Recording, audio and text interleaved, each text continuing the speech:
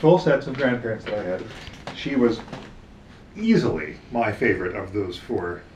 And I'm sorry to the other three grandparents of mine, but she would take us down to her cold storage room.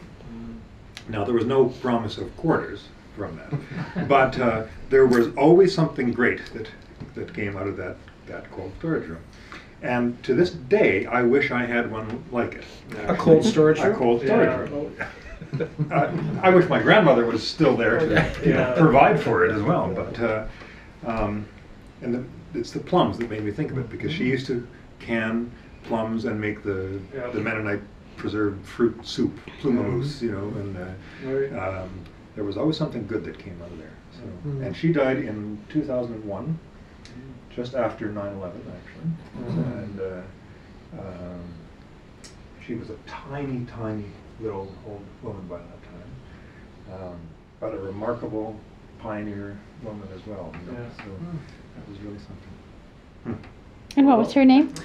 Annie Goodwin. Well, here's to Annie.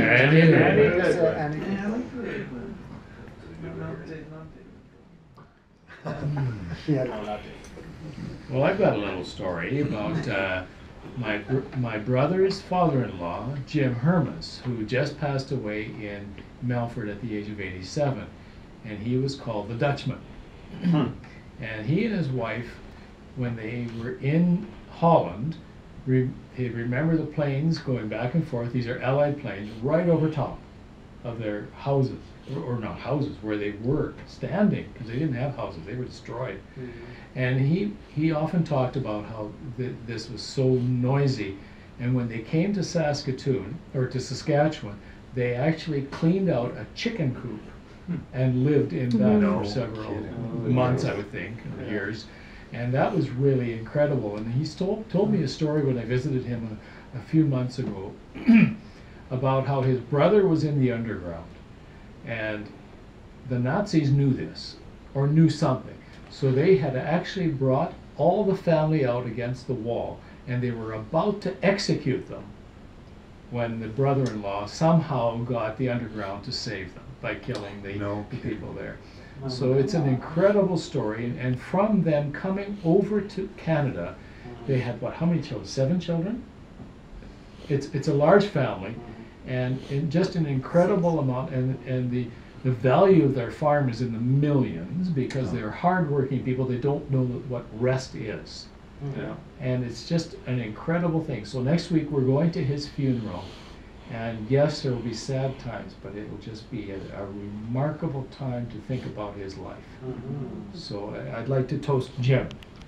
And I'll speak up again, but that reminds me, I'll speak on Louise's behalf. She has a cousin. Most of her cousins are a generation older than she is. And the oldest of this family of first cousins, Herman Heisey, was one of the flyers who probably flew over this man in Holland. And for years he was on a bomber, and near the end of the war he was shot down and died in a muddy farm field in Holland.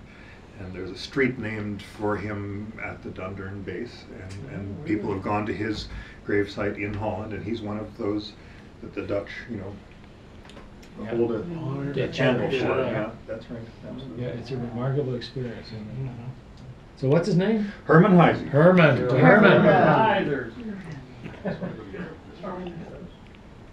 Well, I would be remiss if I